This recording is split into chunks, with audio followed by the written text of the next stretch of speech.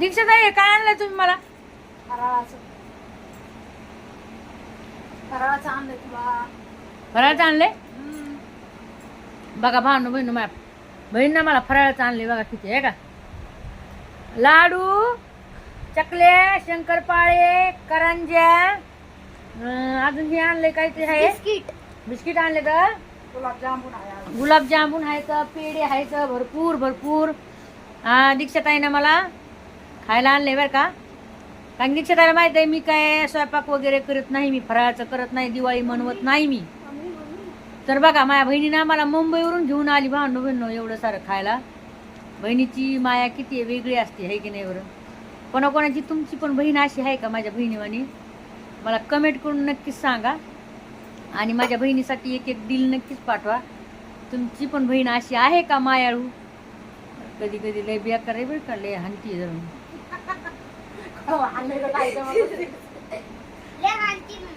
जेवढी मायाळू का ती तेवढीच रागीट पण आहे.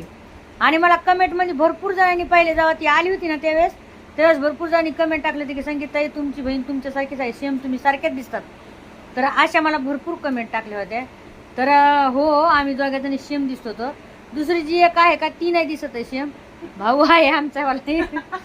तुम्हाला आता उद्या गेल ना उद्या जाणार आहे गावाला तर तुम्हाला नक्की दाखवणार आहे तिचं पण घर.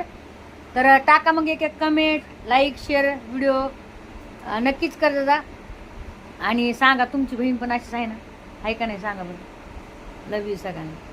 दीक्षाताई तुम्ही काय बोलणार का नाही? लाईक करा, फॉलो करा. हा बघा आहे का लाईक करा, शेअर करा, सबस्क्राईब करा. म्हणते ती पण चॅनल खोलणार आहे आता. तर चॅनल ती खोलणार आहे आणि तुम्ही त्याला सपोर्ट करणार 100% मला गॅरंटी आहे. नक्कीच तुम्ही सपोर्ट करणार दीक्षाताई चॅनलला. ती खूप छान जेवण खूप छान बनवते बरं का. माझ्यापेक्षा पण सुंदर जेवण बनवते खूप छान. बघा लय भारी बनवते ती. लहानपणापासून मायाकडे ती म्हणून तिनं शिकले माझ्याकडून माहितीये का.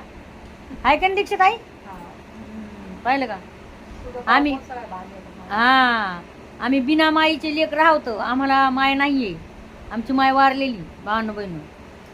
पण आम्ही म्हणजे माझी बहीण आहे का सगळ्याला करते, सगळ्यासाठी आणती बरं का. काय ना काही आणती, थोडं काय ना आणती. हो सासूरवाशी नाही तरी पण बिचारी आणती.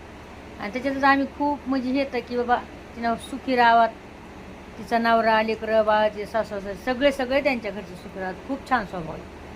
चला टाका एक कमेंट.